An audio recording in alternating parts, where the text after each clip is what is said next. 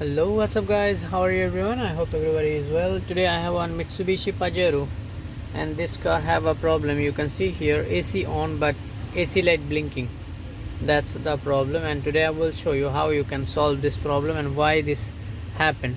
When I start car and on AC, everything is fine, AC perfect, compressor on, but after 20 minute 15 minute this light will blinking and then compressor off totally and air come hot. That's the complaint. Okay, so first we have to check AC compressor.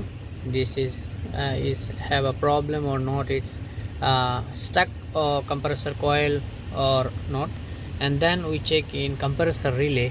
Okay, first we want to check AC current is here or not. See, when AC on, voltage is there. Okay,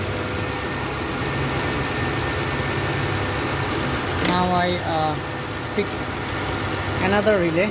This is our original relay which is damaged. Here sound, see compressor.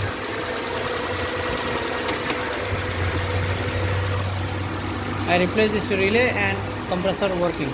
Okay, now I check inside blinking or not. See here, light is not blinking, it's perfect.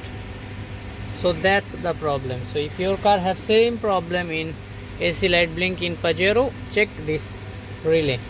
Okay, thank you.